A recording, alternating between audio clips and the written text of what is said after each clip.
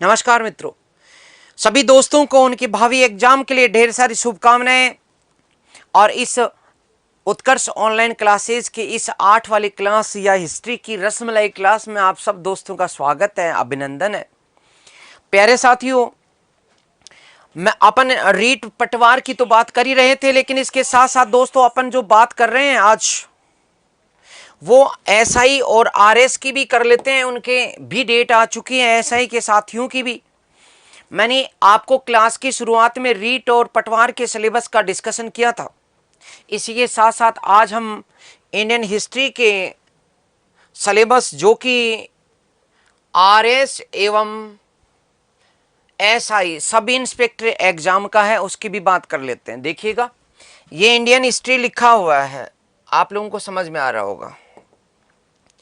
Indian history लिखा हुआ है और इंडियन हिस्ट्री में एंसेंट और मिडिवल का सिलेबस है और इनमें silent features and major landmark of ancient and medieval India लिखा हुआ है, जिसमें से एंसेंट इंडिया की art, culture, literature and architecture.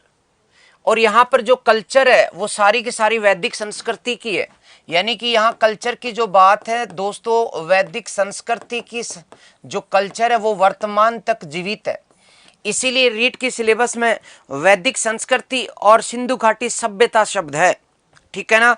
इसलिए यदि आपको एसआई और आरएस में पास होना है तो इस वैदिक संस्कृति की कल्चर को छोड़ना नहीं है, इसलिए ये विशेष महत्वपूर्ण है। इसके बाद में बात करें तो मॉडर्न इंडिया के अंदर, और इसमें मॉडर्न इंडिया के अंदर जो है वो 18वीं शताब्दी के मध्य से प्रारंभ है। इसका मतलब हम लोगों को प्लासी बक्सर के साथ विशेष रूप से 1857 की क्रांति और राष्ट्रीय आंदोलन, जिसको कि हम फुल फ्लेश और डिटेल के साथ पढ़ेंगे, ये महत्वपूर्ण है। तो ये जो फ्रीडम स्ट्रगल है, साफ साफ लिखा हुआ इंडियन नेशनल मूवमेंट है, freedom struggle and Indian national movement, its various stage and important contribution and different parts of the country. Bharat के विभिन्न हिस्सों में जो भागीदारी रही विभिन्न नेताओं की, उनके साथ साथ हमें राष्ट्रीय आंदोलन को पूरा पढ़ना है। साथ में सामाजिक और धार्मिक जो सुधार आंदोलन है 19वीं और 20वीं सदी के, वो भी, और साथ में पोस्ट इंडिपेंडेंट जो स्वतंत्रता के बाद जो भारत में पुनर्गठन हुआ देशी रियासतों वगैरह का, वो भी आरएस और एसआई के अंदर सिलेबस में दे रखा है। तो हम इस सिलेबस के अकॉर्डिंग टू द पॉइंट पढ़ेंगे और बढ़ेंगे।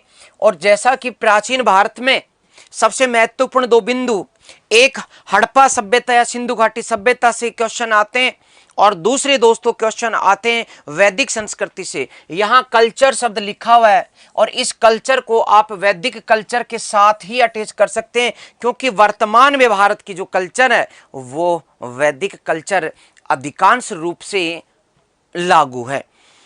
इसलिए कल्चर के जितने भी क्वेश्चन आए हैं वो वैदिक कल्चर के हैं, और इसलिए हमने वैदिक काल को पूरा का पूरा डेप्थ के साथ पढ़ा, क्योंकि ये चाहे वो पटवारी की परीक्षा हो, चाहे वो रीट की परीक्षा हो, चाहे वो सेकंड ग्रेड की परीक्षा हो, क्वेश्चन पूरे डेप्थ में आए। और आज मैं बाकी के दिनों की तरह जो क्वेश्चन लेकर के आया हूं वो रीट के क्वेश्चन हैं।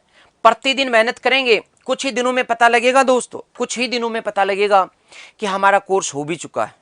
ऐसे एक एक दिन, कुछ लोग सोचते हैं कि हम तो मॉडर्न इंडिया ही पढ़ लेते हैं, मध्यकाल और प्राचीन छोड़ देते हैं। चलो मध्यकाल में ज्यादा नहीं है, मध्यकाल को आप छोड़ भी दें, लेकिन प्राचीन तो बहुत महत्वपूर्ण है। प्राचीन भारत के क्वेश्चन आते ही आते हैं। वर्तमान में जिस प्रकार की प्रवृत्तियां बदली हैं, भारतीय संस्कृति के मानकों के साथ क्वेश्चंस की पूछने की प्रवृत्ति है, उसमें प्राचीन भारत बहुत महत्वपूर्ण, आपको पढ़ना ही चाहिए। और इसके बाद आप राष्ट्रीय आंदोलन और समाज सुधार और जो है 1857 की क्रांति तक अपने आप को संक्षिप्त कर सकते हैं। लेकिन वैदिक संस्कृति को छोड़ना, सिंधु घाटी सभ्यता को छोड़ना आत्महत्या जैसा कदम है। हो सकता है कि सारे के सारे जो क्वेश्चंस हैं उनका 75% भाग, यदि मान लो 10 क्वेश्चन आते हैं एसआई में और उनमें से 7 क्वेश्चन सिंधु घाटी सभ्यता और वैदिक संस्कृति से आ जाएं तो अतिशयोक्ति नहीं होगी। समझ पा रहे हैं आप? यस, प्रतिदिन पढ़ेंगे और कुछ ही दिनों में पता लगेगा कि कोर्स पूरा हो गया है और हमने पढ़ भी लिया है। एक एक घंटा आप दीजिएगा, आपको बड़ा फायदा होने वाला है। देखिएगा, मैंने बताया कि प्रतिदिन की गई एक छोटी सी कोशिश एक दिन बहुत बड़ा परिणाम लाती है। प्रत्येक सीढ़ी रोजाना चढ़ते जाइएगा, छोटी लगती है कि इतनी से इतनी तो आए, हमें तो बहुत ऊंचा जाना है, लेकिन एक दिन पता लगेगा कि आप आकाश जैसी ऊंचाइयों पर पहुंच चुके हैं। ठीक है, प्रतिदिन कोशिश कीजिएगा, परिणाम आएगा। और हां, आपको अपनी सफलता स्वयं को प्राप्त करनी है। ध्यान दें, दूसरों पर निर्भर रहने वाले लोग कभी भी खुश नहीं रह पाते, इसलिए इतनी लायक जरूर बनिए कि अपनी इच्छाओं और जरूरतों को खुद पूरा कर सकें। हमें अपने को स्वयं निखारना है, स्वयं सोचना है कि क्या पढ़ना है, क्या छोड़ना, किस तरह पढ़ना है। हमारी सफलता के लिए हम स्वयं जिम्मेदार हैं, हमारी असफलता के लिए भी हम स्वयं जिम्मेदार हैं। फिर हम भाग्य को दोष नहीं दें, क्योंकि भाग्य बनता है मेहनत की, संघर्ष की, जो उंगलियों से जो रेखाएं खींची जाती उनसे, उन हाथों की हथेलियों की रेखाओं से नहीं होता भाग्य। ठीक है दोस्तों, अब हम अपना कंटिन्यू जो पढ़ रहे थे उसी को आगे बढ़ाते हुए पढ़ते हैं। मैंने आपको उत्तर वेद काल की व्यापार वाणिज्य के बारे में बताया था। उत्तर वैदिक काल पढ़ रहे थे। कोशिश करेंगे कि आज हम इसको समाप्त कर लें, आज समाप्त हो जाएगा ये, और यदि थोड़ा बहुत बच भी गया तो कल सुबह थोड़ी देर के अंदर समाप्त हो जाएगा। और कल हम एक नई यूनिट पढ़ेंगे, महाजनपद काल, इसके बाद में जैन धर्म और इसके बाद बौद्ध धर्म। ठीक है, उत्तर वेद काल में मैंने आपको आर्थिक स्थिति पिछली क्लास में बताई थी, और इस आर्थिक स्थिति में एक दो चीजें जो रह गई, जो पूछी जा सकती हैं, वो मैं जरूर बताऊंगा। आर्थिक स्थिति में हमने कल कृषि, पशुपालन और उद्योग धंधे पढ़े थे। आज हम इसमें व्यापार की बात भी करेंगे। दोस्तों, कई बार क्वेश्चन आता है कि व्यापार जो था क्या उत्तर वेद काल में सुव्यवस्थित रूप से प्रारंभ हो गया था? नहीं, सुव्यवस्थित रूप से प्रारंभ नहीं हुआ, लेकिन फिर भी यहां पर कुछ शब्द जो हैं वो इस्तेमाल होते थे व्यापार के लिए, उनके बारे में बात करेंगे। सबसे पहले श्रेणी और श्रेष्ठी की बात होती है। श्रेणियां, व्यापारियों की श्रेणियां, और श्रेष्ठी जो व्यापारियों का प्रमुख था, उनके बारे में यहां पर एक शब्द मिलता है। श्रेणी, व्यापार करने वालों की श्रेणी, श्रेष्ठी, व्यापार करने वालों का प्रमुख। तो श्रेणी और श्रेष्ठी जो है, इस शब्द का उल्लेख यहाँ उत्तर वेद काल में मिलता है। और किसमें मिलता है? बृहदारण्यक उपनिषद में। बृहदारण्यक उपनिषद के अंदर ये मिलता है। ये शब्द कौन सा मिलता है? व्यापार करने वालों की श्रेणियां और व्यापार करने वालों की श्रेणियों का प्रमुख श्रेष्ठी। ठीक है, फिर मैंने बताया था दोस्तों कि जो कुछ मूल्य की इकाइयां थी, व्यापार करने के लिए कुछ सिक्के चाहिए थे, सिक्के तो नहीं थे लेकिन मूल्य की इकाइयां यहां पर थी। ऋग्वेद काल में हमने एक ही बात की थी, ऋग्वेद काल में हमने एक बात की थी, कौन सी? निष्क की। और हमने बात की थी कि सोने का आभूषण था। कई बार क्वेश्चन आ गए, निष्क एक इकाई थी, बात की थी, लेकिन अब निष्क के साथ साथ एक दूसरी इकाई और है, सतमान। दूसरी इकाई कौन सी है? सतमान। दूसरे नंबर पे याद रखिएगा, सतमान। और ये जो सतमान इकाई है, ये चांदी की है दोस्तों। किसकी है? चांदी की। तो जिस प्रकार से निष्क के बारे में ऋग्वेद काल में पूछा गया, उत्तर वेद काल में सतमान के लिए पूछा जा सकता है। भले ही ये नियमित सिक्का नहीं है, सोने के आभूषण है दोनों, लेकिन दोनों का प्रयोग व्यापार के लिए होता था। यानी कि सोने का आभूषण कोई चीज खरीदने के लिए कि लो, मैं तुम्हें मेरे गले का यह आभूषण दे रहा हूं, तुम बदले में मुझे सौगात दे दो। अब चांदी के आभूषण का भी प्रयोग होने लगा। तो सतमान किसकी इकाई है? मूल्य की इकाई किससे बनी होती है? चांदी से, ध्यान रखना। और इसके साथ साथ माप की इकाइयां, माप की इकाइयां भी मिलती हैं। माप की इकाइयां, मापने की इकाइयां मिलती हैं। जैसे जमीन को या फिर किसी तरल को मापना हो, और उसकी क्या है माप की इकाई? दोस्तों, माप की इकाई कृष्णल और पाद। क्या है? कृष्णल, कृष्णल, कृष्णल एवं पाद, यानी कि पैर, कितनी पैर। जैसे अभी बीघा को भी पैर उसे नापते हैं। ठीक है, इसी प्रकार से तोल की इकाई भी थी। क्या? हाँ थी भाई, तोल की इकाइयां भी थी। तोल की इकाइयां क्या नाम कहा गया? क्वेश्चन आ चुका है इन पे। तो गुंजा और रत्ती। गुंजा, गुंजा, ध्यान देना, गुंजा एवं रति। रति, आज भी लोग रति का इस्तेमाल करते हैं। रति, कि मैं तो रति भर भी ये काम नहीं करूंगा। रति भर भी यानी कि थोड़ा सा तिनका भी। रति भर भी टस से मस नहीं हुआ, वो उसने रति भर भी मेरी बात नहीं मानी। ओके, ठीक है, ओके दोस्तों। और हाँ, साथ में वासनी जो संहिता है, यानी कि यजुर्वेद का एक भाग, उसी में व्यापार करने वाले गणों के गणपति की बात है। ठीक, ओके दोस्तों, ओके, यस। तो मैंने आपको बता दिया ये श्रेष्ठी और श्रेष्ठी एवं श्रेणी का उल्लेख बृहदारण्यक में फर्स्ट बार है। ठीक, और इनकी विस्तृत व्याख्या बाद में शतपथ ब्राह्मण में डिटेल से व्याख्या हो चुकी है, लेकिन हमें पहली बार का पूछा जा सकता है, ज्यादा आगे नहीं बढ़ना। इतना जरूर पढ़ना कि क्वेश्चन बाहर नहीं जाए, लेकिन इतना ज्ञानी भी नहीं बनना कि उसी में उलझ करके रह जाए। ठीक है, ओके, चलिएगा। ओके प्यारे दोस्तों, हमने आज बात की उत्तर वैदिक काल की। उत्तर वैदिक काल में अभी आर्थिक स्थिति का लास्ट बिंदु बताया, वो व्यापार के लिए बताया। क्या व्यापार होता था? हाँ जी, होता था। साक्ष्य कहां से मिले? साक्ष्य कहां से मिले? सबसे पहले बृहदारण्यक उपनिषद से, फर्स्ट लगा रखा है मैंने आगे। श्रेष्ठी यानी कि व्यापार करने वालों की जो श्रेणियां होती थी उसका प्रमुख शब्द का उल्लेख पहला बृहदारण्यक में। आगे बढ़िएगा। मूल्य की इकाइयां कौन कौन सी? नेस्क तो ऋग्वेद काल में था, अब नया कौन सा आ गया? शतमान आ गया। किसका? चांदी का। आगे बात करें। मापने की इकाइयां कौन सी थी? कृष्णल और पाद। पाद का मतलब पैर, ओके। और तोल की इकाइयां गुंजा और रत्ती का, यस। और कुशीदिन वगैरह की बातें अपन पहले ही कर चुके हैं, कुशीद ब्याजवर्ती की बातें कर चुके हैं। ओके दोस्तों, इसी के साथ आप स्क्रीनशॉट ले लीजिएगा। हम एक नई बात को पढ़ने जा रहे हैं, फटाफट स्क्रीनशॉट लीजिएगा। यस, चलो अगला बिंदु अपना है उत्तर वैदिक कालीन समाज। उत्तर वैदिक समाज, बात करते हैं समाज की। क्या कोई अंतर आया ऋग्वेद काल और उत्तरवेद काल के समाज में? हाँ जी आया। सबसे पहले बात करेंगे वर्ण व्यवस्था की। मैंने हेडिंग डाल दी वर्ण व्यवस्था की। वर्ण व्यवस्था इस समय जटिल हो चुकी है। ऋग्वेद काल में तो वर्ण व्यवस्था थी नहीं, और थी तो कम से कम जन्म पर आधारित वर्ण व्यवस्था नहीं थी। ठीक, लेकिन यहां पर वर्ण व्यवस्था जन्म आधारित हो चुकी है। ध्यान देंगे, जन्म आधारित हो चुकी, जन्म पर आधारित वर्ण व्यवस्था। खास खास बातें मैं बता रहा हूं, जन्म पर आधारित। जो जिस वर्ण में जन्मा वो उसी वर्ण का माना जाएगा, वर्ण का माना जाएगा। और ऐत्रेय ब्राह्मण वो ब्राह्मण है, ऐत्रेय ब्राह्मण जो है उसमें सभी वर्णों के कार्यों का, कर्तव्यों का विवरण मिलता।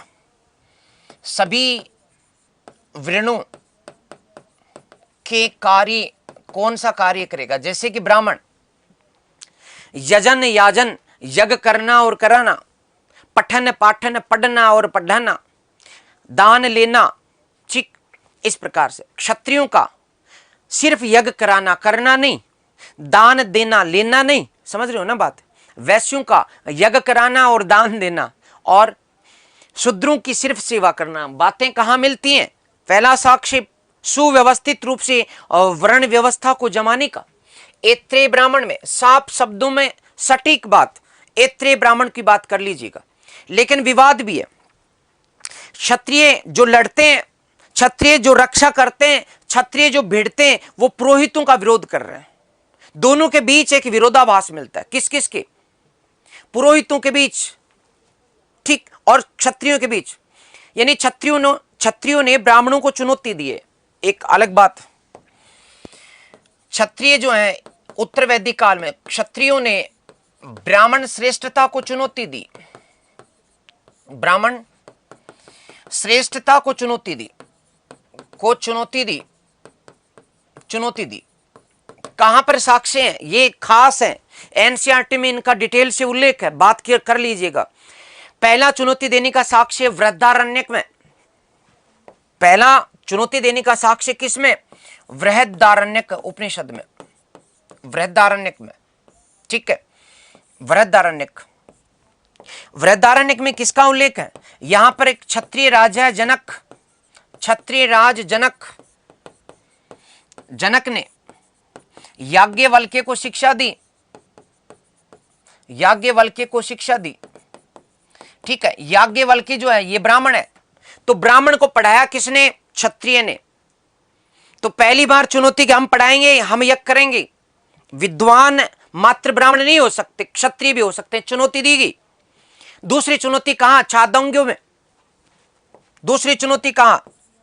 छांदोग्य उपनिषद में, छांदोग्य उपनिषद में। और यहां पर जो पांचाल राजा है, जनक, आप समझ रहे हैं विदेह का लिखूं क्या? कई बार बता दिए इसलिए मैं सोचता हूं लिखने की जरूरत नहीं है, विदेह है शब्द लिख दिया मैंने। आगे बात कर रहे हैं पांचाल नरेश, लिख देता हूं मैं यहां पूरी बात। पांचाल नरेश, जो कुरु पांचाली याद है, पांचालों का नरेश प्रवाहन जाबाली, प्रवाहन जाबाली, बड़ा विद्वान है साहब, बहुत विद्वान। इसने शिक्षा दी है, किसको दी? उद्दालक आरुणि को, जो कि ब्राह्मण है। किसको शिक्षा दी? प्रवाहन जाबाली ने। किसको शिक्षा दे दी? इसने उद्दालक को, उद्दालक आरुणि को शिक्षा दी। इसका मतलब यह है कि क्षत्रिय जो है ब्राह्मण श्रेष्ठता को चुनौती देते नजर आते हैं यहां पर। ठीक, साथ ही इन दोनों ग्रंथों में एक नई बात का पता लगता है। इन दोनों में चांडाल की बलि का साक्ष्य, किसका साक्ष्य? चांडाल जो है बेचारा, चांडाल वो तो बलि वाला हो गया, चांडाल की यज्ञों में बलि दिए जाने की बात की गई है। बलि का उल्लेख है यहां पर, किसमें? वृहदारण्यक एवं छांदोग्य में। क्लियर?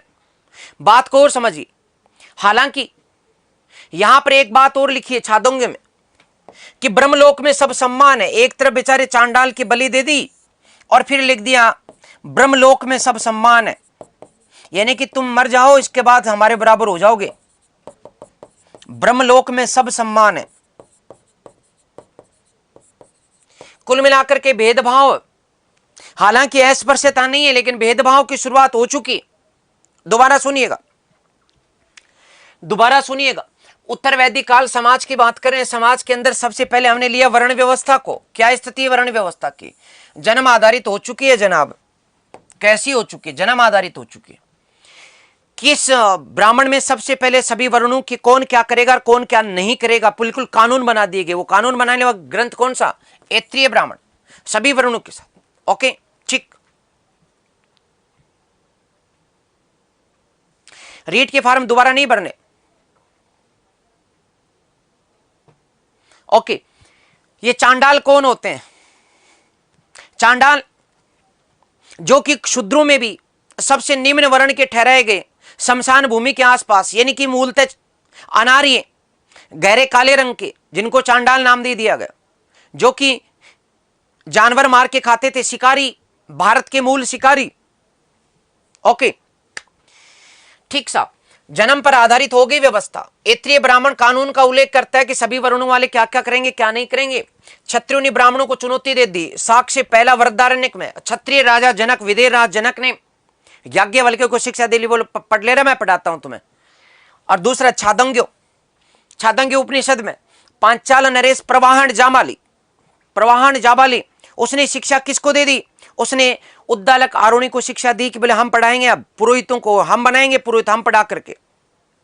ब्रह्मलोक में कहा गया कि सब सम्मान है, पहले चांडाल की दे दी बलि, किसमें? साक्ष्य वृहदारण्यक में। छांदोग्य में कहा कि ब्रह्मलोक में सब सम्मान है। ओके, आगे बढ़ते हैं, फटाफट लीजिए स्क्रीनशॉट।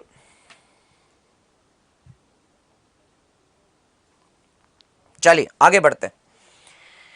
ब्राह्मणों की बात हो गई, क्षत्रियों की बात हो गई, आगे बात कीजिएगा वैश्यों की बात करेंगे।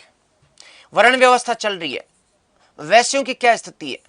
ये कमाते हैं, सभी को कर देते हैं, सभी का पेट भरना है इनको। वैश्यों को सभी कर प्रदाता कहा गया, सारे कर देंगे। कौन देंगे? वैश्य देंगे, सारे कर देंगे। ठीक है।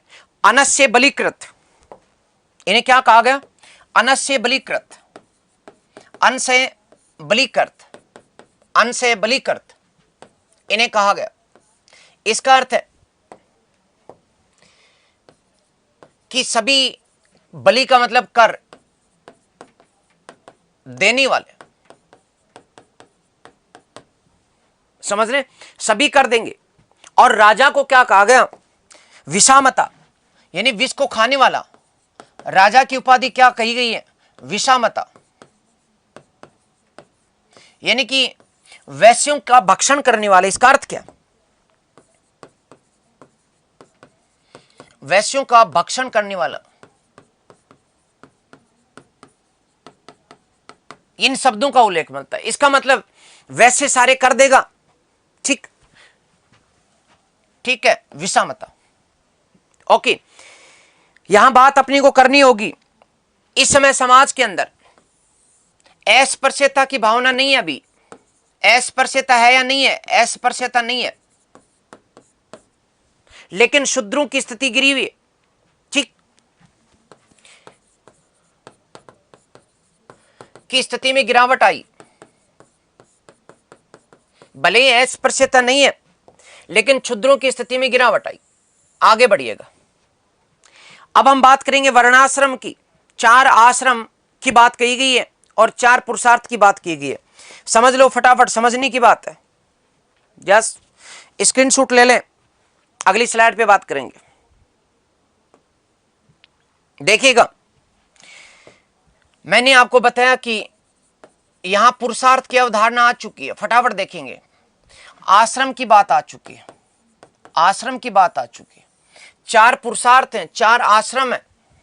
यहां से जो आपके सिलेबस में लिखा हुआ है संस्कृति, ये भारतीय संस्कृति के वे मानक जो आज तक प्रयोग में आ रहे हैं।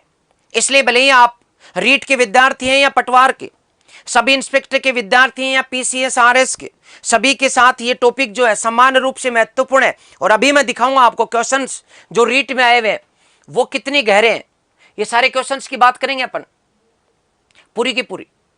ये जो जिस तरह से क्वेश्चन आए पहले अपन पढ़ लेते हैं दोस्तों, तो डिटेल से क्वेश्चन आए, हर जगह जम करके क्वेश्चन आए। यस, पुरुषार्थ की बात करते हैं। कितने पुरुषार्थ? 4। पहला कौन सा? धर्म। दूसरा कौन सा? अर्थ। तीसरा कौन सा? काम। और चौथा कौन सा? मोक्ष। शुरू में मोक्ष पुरुषार्थ नहीं था, ठीक है। इनमें से खास चीज ले लीजिएगा, क्वेश्चन क्या आएगा ये तो आपको ही पता होगा। धर्म का अर्थ क्या है? धर्म का अर्थ वो धर्म नहीं है ओम समर्पयामि, वो भी धर्म नहीं है जय हो ईश्वर, इसके बारे में बात नहीं। दिस इज नॉट रिलीजन, ये संप्रदाय नहीं है। तो फिर आप कहोगे क्या है? फिर ये स्व कर्तव्य पालन है। यहां धर्म का अर्थ स्व कर्तव्य पालन है। इसलिए हमारे देश के संविधान में धर्म निरपेक्षता शब्द ने जोड़ करके पंथ निरपेक्षता शब्द जोड़ा गया था। स्व कर्तव्य पालन, स्व कर्तव्य पालन, अपने अपने कार्यों को करें। मेरा शिक्षक धर्म है, मैं निभा रहा हूं। आपका एक विद्यार्थी धर्म आप निभाइए। एक पिता का धर्म अलग होता है, एक बेटे का धर्म अलग होता है। उस धर्म की बात की गई है, अपनी कर्तव्यों पर टिके रहना और उनको निभाना। यस, ओके दोस्तों। अर्थ का मतलब आर्थिक यानी कि जीविका उपार्जन, ठीक है। काम का अर्थ है संतान उत्पत्ति, उत्पत्ति। और मोक्ष का मतलब मुक्ति, ठीक, ठीक है। हाँ, ध्यान देना, मैं इसलिए कह रहा हूं कि संविधान की प्रस्तावना में हमने 42वें संविधान संशोधन से धर्मनिरपेक्ष शब्द जोड़ा क्या? अरे नहीं, क्या जोड़ा? पंथ निरपेक्ष। क्योंकि ये धर्म का मतलब क्या है? खुद के कर्तव्य का पालन करना। यदि हम संविधान में धर्मनिरपेक्ष जोड़ देते तो इसका मतलब होता है कि सारे सारे अपने अपने जो कर्तव्य उनको छोड़ के आनंद करो, ठीक। तो यहां पर एक क्वेश्चन आता है। क्वेश्चन क्या आता है? इतनी सरल बात तो आप सबको पता है, मैं क्यों पढ़ा रहा हूं आपको? क्योंकि क्वेश्चन आता है ढंग से। और जब क्वेश्चन पूछा जाता है परम पुरुषार्थ कौन सा है, ये पूछा जाता है, बताओ परम पुरुषार्थ कौन सा है। मैंने क्वेश्चन लिखूं नहीं, आपको मैं बता दूं, ये जो है आप तो नाम ले देना 1 2 3 4 का। मैं क्वेश्चन पूछ रहा हूं, देखिए कौन देता है उत्तर। यस, परम पुरुषार्थ कौन सा है? पहला क्वेश्चन है, क्वेश्चन नंबर 1, परम पुरुषार्थ कौन सा? अभी उत्तर नहीं आया, सबसे पहले आएगा नाम बोलूंगा मैं। परम पुरुषार्थ कौन सा है? क्वेश्चन आया हुआ है, परम पुरुषार्थ कौन सा है? परम पुरुषार्थ कौन सा है? अभी तक उत्तर नहीं आया। चलिए, सभी के बीज रूप में आधारभूत पुरुषार्थ कौन सा है? अंतिम पुरुषार्थ कौन सा है? ये क्वेश्चन आते। अब देख लो, हो गया ना गड़बड़, खा गए गच्चा है।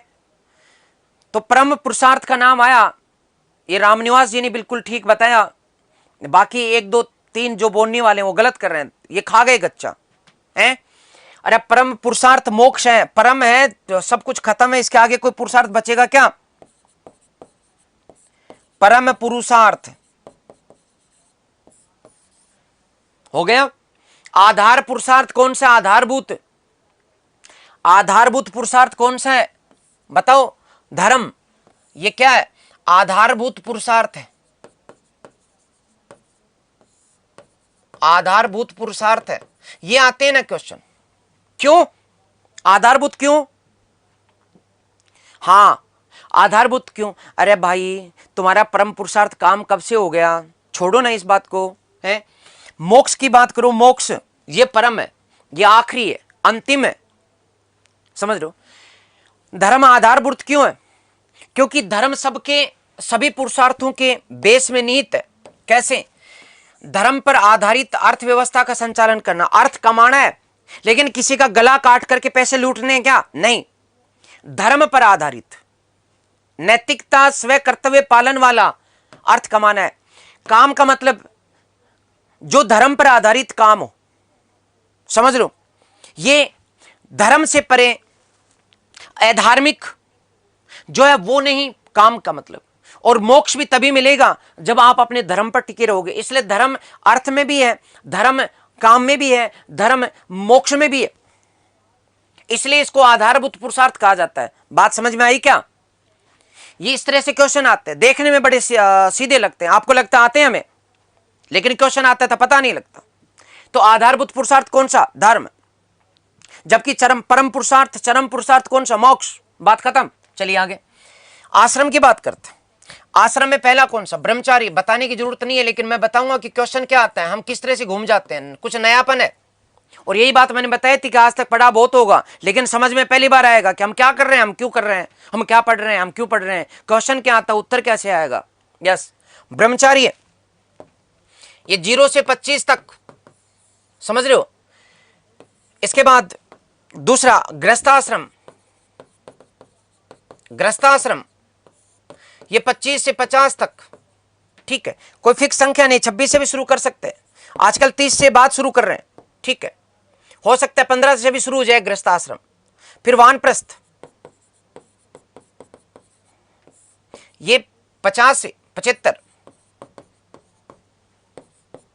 और इसके बाद चौथा सन्यास 75 से 100। ये वैज्ञानिक विभाजन है, ये व्यक्ति के जीवन को बांटता। इसलिए एक व्यक्ति के जीवन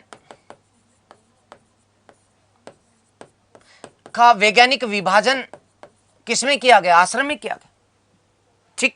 किसमें क्या रहेगा बताओ? ब्रह्मचारी आश्रम में किसकी प्रधानता रहेगी, किस पुरुषार्थ की प्रधानता रहेगी? क्वेश्चन आ चुका ना, पूछा गया ब्रह्मचारी आश्रम में किस पुरुषार्थ की प्रधानता रहती है। उत्तर नहीं है, फटाफट दो उत्तर मुझे। क्वेश्चन सुनिए, ब्रह्मचारी आश्रम में इन पुरुषार्थों में से किस पुरुषार्थ की प्रधानता रहती है? उत्तर दो, 1 2 3 4, देखते हैं। आया नहीं उत्तर? मैं इंतजार कर रहा हूं आप सबका, अभी तक नहीं आया। प्यारे दोस्तों, मैंने बताया कि चाहे कोई भी एग्जाम हो, क्वेश्चन ये आए हैं ना, ब्रह्मचारी आश्रम में किस पुरुषार्थ की प्रधानता रहती? नहीं समझ में आया? आ गया, वेरी गुड। ये हुई धर्म की 1 नंबर। क्या बात, अब समझ गए तुम। अब मेरे प्यारे दोस्त समझ गए कि खेल किस तरह से खेलना है। और परीक्षा में पढ़ना अलग बात होती है, परीक्षा में स्मार्ट तरीके से क्वेश्चन को अटेंड करके और उसको सही करके बाहर निकलना अलग बात होती है। हर जगह स्मार्टनेस की जरूरत है, हर जगह एक चिंतन की जरूरत है। शाबाश धर्म, क्योंकि यहां पर धर्म के आधार पर ब्रह्मचारी आश्रम को निभाना है। यदि तुमने ब्रह्मचारी आश्रम के अंदर पैसे कमाने लग गए या फिर काम वासना में लिप्त हो गए, संतान उत्पत्ति के कामों में, तो गड़बड़ हो जाएगी ना। इसलिए ब्रह्मचारी आश्रम में धर्म की प्रधानता रहेगी, ठीक है। गृहस्थ आश्रम में किसकी प्रधानता? बोलो फटाफट। 1 1 2 1 2 3 या 1 2 4, फटाफट बोल लो है। अरे गृहस्थ आश्रम में आप उत्तर बताओगे तब तक मैं पढ़ा दूंगा। यस, गृहस्थ आश्रम के अंदर 1 की भी रहेगी, 2 की भी रहेगी, 3 की भी रहेगी। आप समझ गए, इधर से ले लेना 1 2 3। और फिर वानप्रस्थ आश्रम में इसके बाद फिर से 1 नंबर की रहेगी, ठीक है। और मोक्ष के साथ में भी 1 नंबर की रहेगी। अब आप समझ चुके हैं, इसलिए गृहस्थ आश्रम सभी आश्रमों का आधार है। आधार आश्रम कौन सा? गृहस्थ आश्रम। लिख दो नीचे, आधार आश्रम कौन सा है? यहां पर धर्म पहला है इसलिए सबका आधार है, लेकिन यहां पर ब्रह्मचर्य सबका आधार नहीं है। इसलिए आधार आश्रम कौन सा है? गृहस्थ आश्रम। सर्व प्रमुख आश्रम कौन सा है?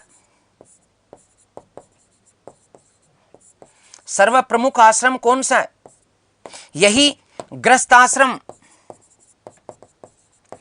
क्योंकि यदि गृहस्थ आश्रम में नहीं जाएंगे, गृहस्थ आश्रम में नहीं जाएंगे तो अर्थ की पूर्ति भी नहीं होगी, काम की पूर्ति भी नहीं होगी और धर्म की पूर्ति भी नहीं होगी। इन तीनों को साधा जाता है, तब लास्ट में क्या मिलता है? मोक्ष। क्वेश्चन यूं आते हैं, मात्र ये पता होने से कि पुरुषार्थ 4 हैं, आश्रम 4 हैं, आते हैं गुरुजी हो गया काम अपना, तो अरे नहीं हुआ भाई। क्वेश्चन की देखो टेक्निक क्या। हाँ, रीट में 7,500 पद बढ़ गए हैं, ऐसी सूचना मेरे साथी बता रहे हैं, तो अच्छी बात है ना।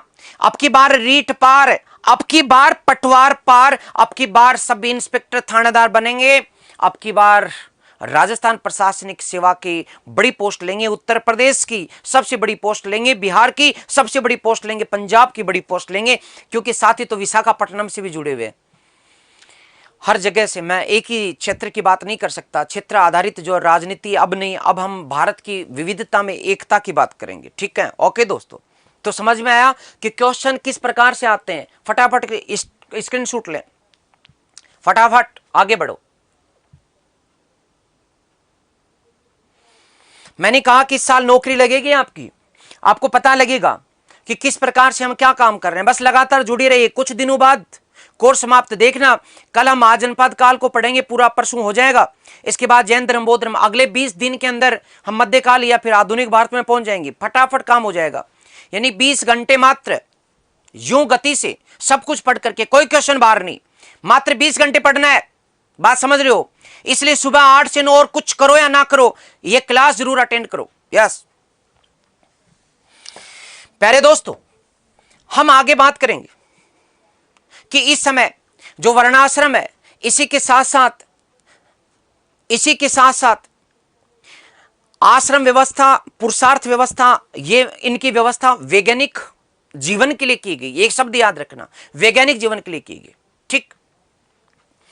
प्रथम, अगली बात कर रहा हूं, प्रथम 3 वर्ण, प्रथम 3 वर्ण को क्या कहा गया? द्विज। द्विज अर्थ क्या है? द्विज का 2 बार जन्म लेना, 2 बार जन्म लेना, 2 बार जन्म लेना। इसका मतलब ब्राह्मण, क्षत्रिय और वैश्य 2 बार जन्म लेते हैं। एक बार मां के पेट से,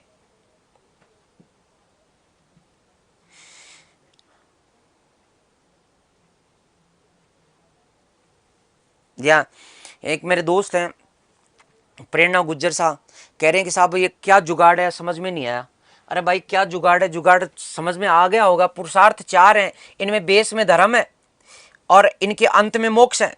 परम पुरुषार्थ मोक्ष को कहेंगे, आधारभूत धर्म को कहेंगे, और इन्हीं पर ये लीला चलती है। क्लास को ध्यान से देखो, इधर उधर बात करोगे मामला साफ है, ये मैंने पहले बता दिया। आपस में जिसका ध्यान हटा नहीं, दुर्घटना घटी नहीं।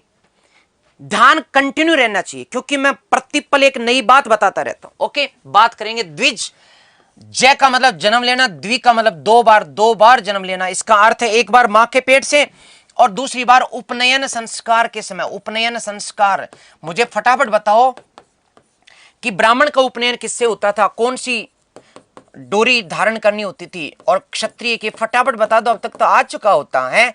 और वैसे और शूद्र फटाफट बताओ, देखें है किसका कौन। 1 नंबर या ए वाला आप लिखेंगे तो मैं मानूंगा सी और डी कि ए कौन सी डोरी को धारण करते थे, किसकी थी? ऊन की, सूत की, सन की आदि। फटाफट बताएं ए में क्या आएगा? अरे उत्तर नहीं है अभी तक।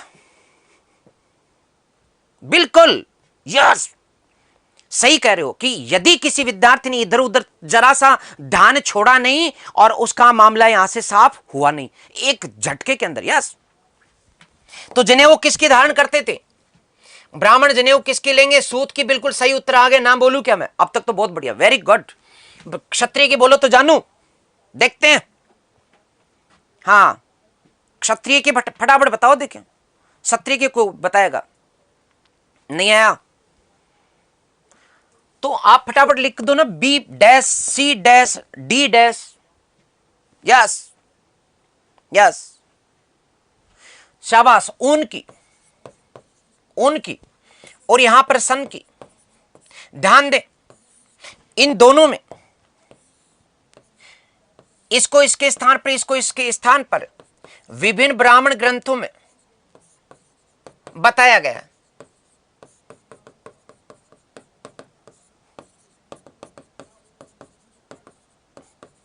ठीक है, मोटे तौर पर क्षत्रिय को ऊन की और वैश्य को सन की, लेकिन कुछ ग्रंथ कहते हैं नहीं, क्षत्रिय को सन की, वैश्य को ऊन की। बात करते हैं, विरोधाभास है, रहने दो, अपने को कहां दिक्कत है। मुख्य बात सामने लिख दी मैंने, खास बात आपको सामने लिख दी। अब दम तो मैं उसकी मानूंगा दोस्तों जो मुझे शूद्र की बताएगा।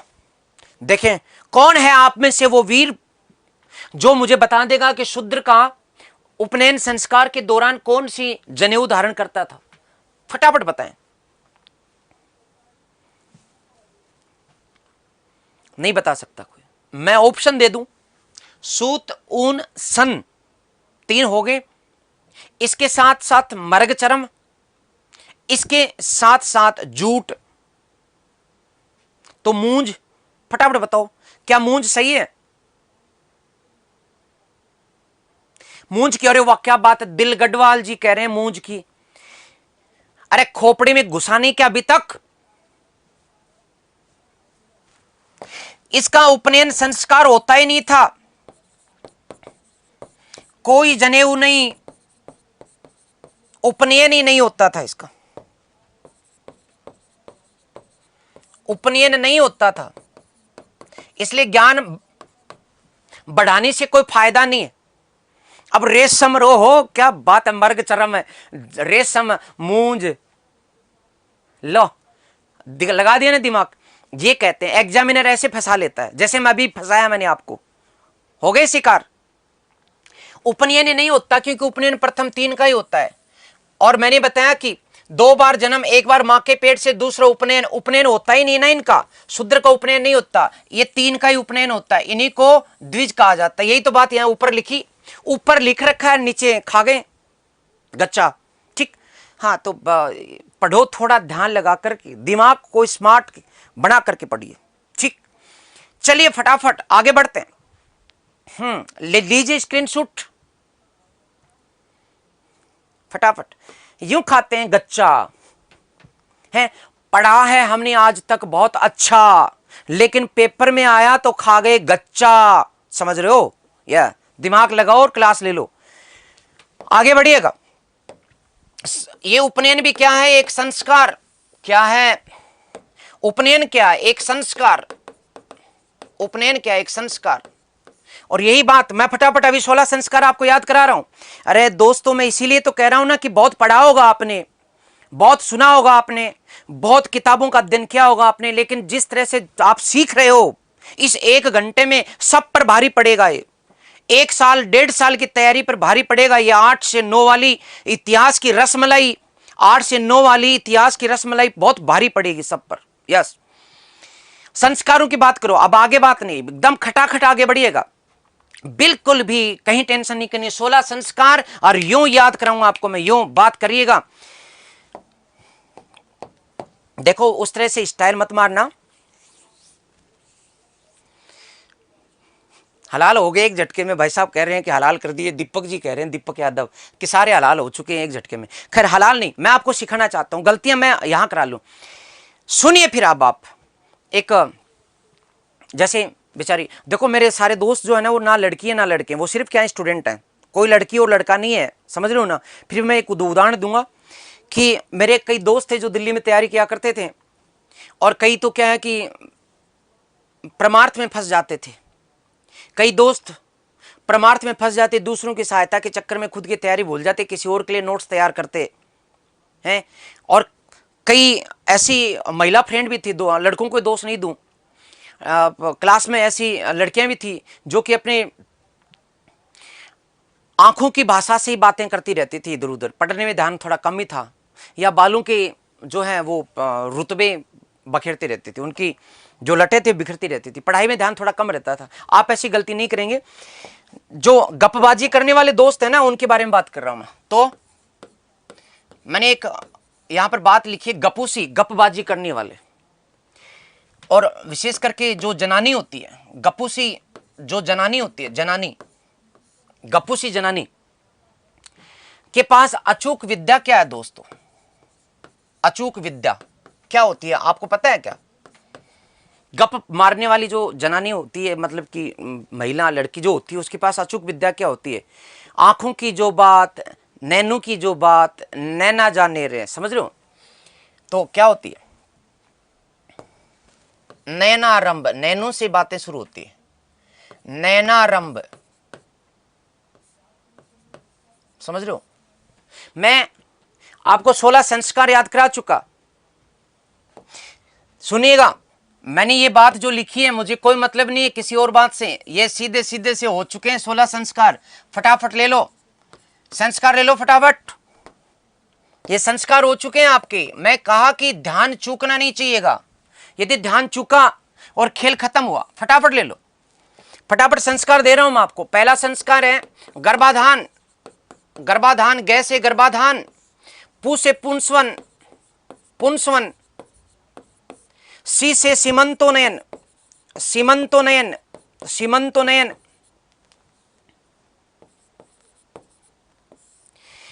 जनानी, जनानी से मेरा मतलब जय का मतलब है जातकर्म,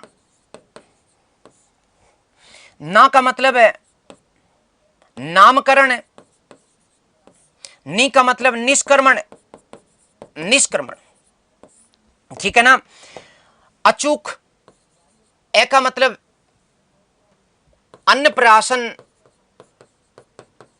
अन्नप्राशन, चूड़ाक्रम, चूड़ाक्रम,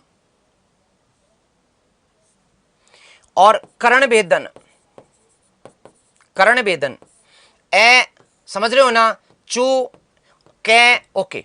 विद्या, विद्यारंभ, विद्यारंभ, विद्यारंभ, नैनारंभ, समझ रहे हो? विद्यारंभ अर्थात उपनयन, नयन है ना, नयनों की बात जो नैना जानने रहे, समझ रहे हो? उपनयन, आरंभ, वेदारंभ, ठीक। कितने हो गए संस्कार? मुझे 16 याद कराने हैं। 3, 4, 5, 6, 7, 8, 9, 10, 11, 12। लास्ट की बात और करते हैं। मैंने क्या बताया था शुरू में कि गपू से गपबाजी करने वाली जनानी की अचूक विद्या क्या होती है? नैनों की भाषा, नैनों से शुरू, नैनारंभ। फिर मैंने बालों की बात भी की थी, केशोपवर्तन, ठीक है? तो इसको मैं थोड़ा संक्षेप में यहां ले लेता हूं। यस, नैनारंभ, केशोपवर्तन, केशोपवर्तन, बालों के झटके, ओके। आगे बात करिएगा। केश तो नैनारंभ तक आ चुका, 12 तक आ चुका, 13वें की बात करेंगे। केशांत, केशांत, केशांत अर्थात गोदान भी कहते हैं इसको। और समापवर्तन, 14वां, समापवर्तन, समापवर्तन यानी कि शिक्षा की समाप्ति। और दोस्तों 15वां तो आपके हुआ नहीं होगा, वो है विवाह। और 16वें का नाम लिखना ही बेकार है, वो कभी नहीं हो, वो है अंतिम संस्कार, अंत्येष्टि संस्कार, अंतिम संस्कार। हो गए 16 संस्कार, बात खत्म। अरे समझ में नहीं आया क्या? मैंने आपको 16 संस्कार याद करा दिए। दोबारा से फटाफट मेरे साथ आप रिवाइज करें, इनको फटाफट रिवाइज करें। मैंने बताया गपूसी, गपबाजी करने वाले जो बच्चे हैं, वो जो पढ़ते नहीं है। गपूसी जनानी की अचूक विद्या क्या है? नैनों की जो बात नैनों से प्रारंभ होती है, केसों की जो बात केसों के उत्थान पतन से शुरू होती। आगे बढ़िएगा। गपूसी का मतलब गर्भाधान, इसका मतलब गर्भाधान कोई व्याख्या की जरूरत ही नहीं है। पुंसवन का मतलब पुत्र प्राप्ति के लिए 3 महीने की जब स्त्री गर्भवती होती थी तो उसकी दाईं नासिका में चीड़ का तेल डाला जाता था, एक संस्कार था। ओके, सीमंतों ने भूत प्रेतों से गर्भ की रक्षा करने के लिए महिला के बालों को उसका पति रात के अंधेरे में किसी चौराहे पर बैठ करके मंत्र उच्चारण के साथ एक सीमा तक ऊपर उठाता था, जिससे कि भूत प्रेतों से पीछा छूट जाता था गर्भ का। ओके, जात कर्म मतलब कि जन्म हो चुका है और बच्चे के जन्म के समय जो संस्कार किए जाते हैं उसकी जो भी समझ लो साफ सफाई सब कुछ, जात कर्म, नामकरण, जो बच्चे का नव जन्म होने वाले बच्चे का पिता उसके कानों में जो है एक नाम का उच्चारण करता था, उसका नाम रखता था। ठीक है। निष्क्रमण, निष्क्रमण पहली बार सूर्य का दर्शन कराना, घर के आंगन से बाहर निकालना, सूर्य का दर्शन सबसे पहले निष्क्रमण। अन्नप्राशन पहली बार बच्चे को अन्न खिलाना। चूड़ाक्रम पहली बार बच्चे के बालों वालों को थोड़ा सा कटवाना, दान वान देते रहना। कर्ण भेदन कानों में छेद निकलवाना। ओके। विद्यारंभ, विद्या का आरंभ अलग बात है। उपनयन संस्कार की अभी बात की थी हमने, 3 ही वर्णों का होगा। उपनयन कितने का होगा दोस्तों? उपनयन कितने का होगा रे? 3 ही वर्णों का उपनयन होगा, ध्यान देंगे, चौथे का नहीं होगा। वेदारंभ का मतलब वेदों को पढ़ना। विद्यारंभ 10वां और 12वां वेदारंभ है, ये क्रम है, ये सीक्वेंस है, ये रट लो। ठीक। अगली बात मैंने बताया कि गपोसी जनानी अचूक विद्या नयनारंभ। उपनयन, नयन का मतलब नयन, उपनयन। ओके, आरंभ का मतलब विद्यारंभ। और फिर केशोपवर्तन, केशांत, और अब उपवर्तन का मतलब समापवर्तन। ओके, यानी कि समझ लो शिक्षा की समाप्ति। अब जब शिक्षा समाप्त हो जाएगी, शिक्षा समाप्ति, हाँ मैंने यहां तक बता दी। वेदारंभ का मतलब वेदों को पढ़ना, गुरु के पास जाकर के। विद्यारंभ कहां होता था? घर में हो जाता था विद्या का आरंभ, लेकिन वेदारंभ जो है वो गुरु के गुरुकुल में होता था। ये अंतर है दोनों में, करते जाइएगा अंतर। ठीक है, आगे बढ़िएगा। केशांत का मतलब जब लड़कों के लिए ज्यादा है ना, डाडी आ गई और पहली बार जब डाडी बनाई गई तब ब्राह्मण को दान दिया गया, तब भी एक संस्कार होता था, उसको केशांत कहते हैं। ओके, क्योंकि गाय ब्राह्मण को दान में दी जाती थी इसलिए इसको गोदान संस्कार भी कहते हैं। क्या कहते हैं? गोदान संस्कार। वाह साहब, बहुत बढ़िया, स्टोरी से याद हो गया तो इससे बढ़िया और क्या चाहिए है। हो रहा है धड़ाधड़, धड़ाधड़ जा रहा है ना, सब कुछ अंदर जा रहा है, सब गलतियों का पता लग रहा है, सब समझ में आ रहा है ना? अरे नहीं आ रहा क्या? फटाफट मैसेज करके बताओ यस या नो। यस, मैं वेट कर रहा हूं। मैसेज नहीं आया अभी तक एक भी। सबको समझ में आ रहा है क्या? Message okay. तो केशांत जो है यानी कि पहली बार डाडी बनने के बाद में केशांत, केशांत का मतलब एक गाय दान में दी जाती थी, इसलिए इसको गोदान भी कहते हैं। केशांत का दूसरा नाम क्या है? गोदान। यस। और समापवर्तन का मतलब, समापवर्तन का मतलब जब शिक्षा समाप्त होती थी गुरु को गुरु दक्षिणा दी जाती थी। ओके, विवाह संस्कार, विवाह संस्कार और लास्ट का अंतिम संस्कार। अंतिम की तो बात ही मत करो, बिल्कुल मैसेज प्राप्त हो चुके धड़ाधड़। ओके जी, बिल्कुल समझ में आ रहा है, वेरी गुड, बहुत बढ़िया बहुत बढ़िया। यस, बस बच्चों का मुझे एक बार पुनर्बलन मिल जाए, ये हुई ना बात। यस, जिस गति और जिस ताकत से आप लोग जुड़े हुए, यही मेरी ताकत है, बस जुड़े रहिएगा। मैं दिखा दूंगा कि अगले 20 घंटे के बाद क्या क्रांति होने वाली है इतिहास में। यस यस यस साथियों, शाबाश, वेरी गुड, बहुत बढ़िया। ओके, तो फटाफट आप स्क्रीनशॉट ले लें, स्क्रीनशॉट लें, फटाफट लें, मुझे बहुत आगे बढ़ना है, आगे पढ़ाना है आपको।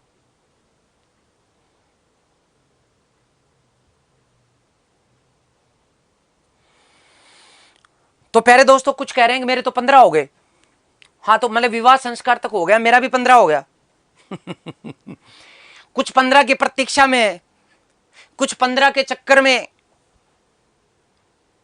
गपोसी जनानी अचूक विद्या नयनारंभ है, नैनों की बात नैना जाने रे, केसों के जंजाल में फंसे हुए, अपवर्तन की बात, विवाह के संस्कार के चक्कर। ठीक, हाँ मैंने क्या बताया, यहां पर खुद को सिलेक्शन करवाना था, इसलिए वो चीजें अपनाई गई जो कि न सिर्फ काम आ सके एग्जाम में, जिसे सिलेक्शन हो सके, ना एक ज्यादा ना एक कम, बस प्रॉपर जिसको कहते हैं। आज मैंने क्या कहा था पहली क्लास में कि हो सकते हैं आज आपको क्लास ये समझ में, आप इसका महत्व समझ में नहीं आए, लेकिन एग्जाम वाले दिन सबसे ज्यादा यदि याद करोगे तो इस क्लास को याद करोगे, ये मेरा कहना है। ओके, वक्त बता देगा। चलिए, 16 संस्कार के बाद विवाह संस्कार की बात कर लेते हैं। विवाह संस्कार की बात कर लेते हैं। विवाह, फटाफट विवाह करवा लो। जो भी बच्चे हैं जिनका नहीं हुआ उनका। ठीक, विवाह चार प्रकार के, विवाह दो प्रकार के, दो प्रकार के, एक वेद सम्मत या फिर समाज सम्मत, सम्मत विवाह,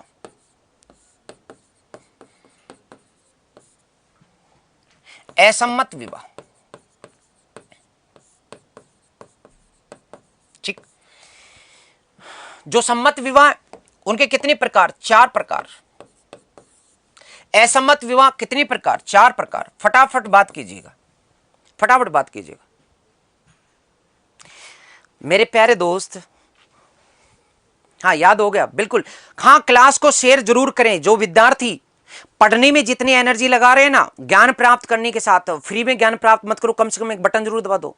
और हाँ, क्लास की कंटिन्यूटी के लिए क्या जरूरी है, मैंने बताया था कि प्रत्येक विद्यार्थी आज एक काम जरूर करेगा, अपने दोस्तों को जो कि एसआई की, चाहे यूपी एसआई हो चाहे राजस्थान एसआई हो, जो तैयारी कर रहे हैं उनको बता दें कि क्लास ले लेना भाई सुबह 8 बजे। जरूर बताएं, एक विद्यार्थी कम से कम एक को जरूर बताएगा। यही जो है, जो आपको दी गई जो शिक्षा है, उसके बदले में मेरी तरफ से आपसे एक अपेक्षा, एक आकांक्षा, एक इच्छा कि आप ऐसा जरूर करेंगे। एक विद्यार्थी एक से कल जरूर क्लास अटेंड करवाएगा, ठीक इस समय कि हो क्या रहा है, वास्तविकता क्या, बताएं उसको सच क्या। ठीक, चलिए, मैंने बताया कि चार सम्मत विवाह, यहां पर चार सम्मत विवाह की बात कर लीजिएगा, तो मैं एक एक करके बात कर रहा हूं, फटाफट फटाफट। सबसे पहले सम्मत विवाह की बात करें तो कौन सा होगा? ब्रह्म विवाह। ब्रह्म विवाह आपका कौन सा हुआ है? ब्रह्म विवाह हुआ या नहीं हुआ, पता कर लीजिएगा, मैं बता रहा हूं आपको। दूसरा कौन सा है? देव विवाह। कौन सा है? देव विवाह, देवताओं की तरह का विवाह। तीसरा प्रजापत्य विवाह, प्रजापत्य विवाह, प्रजापत्य विवाह, प्रजापत्य विवाह। और चौथा जो सम्मत में, आर्ष विवाह, आर्ष विवाह। किसमें क्या होता था, फटाफट बात कर ले। यहां पर कन्या का पिता वो वर ढूंढता है, कन्या पिता वर ढूंढता है, वेदों का जानकार, वेदज्ञ, वेदों का जानकार, वेदज्ञ शब्द अपने आप में पूर्ण है, वेदज्ञ एवं शीलवान वर ढूंढकर वस्त्राभूषण के साथ, यानी दहेज के साथ अपनी कन्या का विवाह, कन्या विवाह करता था। ठीक, देव विवाह, यहां पर यज्ञ का संपादन किया जाता था और सफलतापूर्वक यज्ञ कराने वाले वर के साथ विवाह कर दिया जाता था,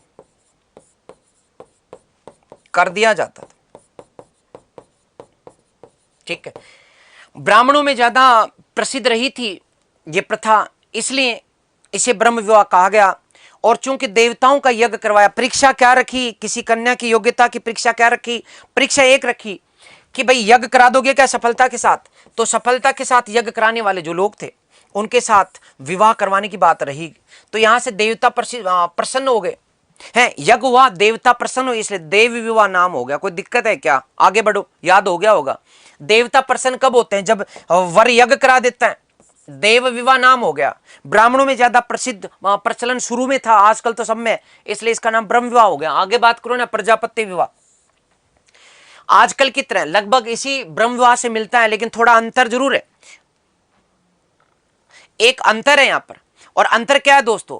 कन्या का जो पिता है वो वर वधू को शुद्ध आचरण करने, धर्म के अनुसार आचरण करने का वचन लेता है, अर्थात कन्या का पिता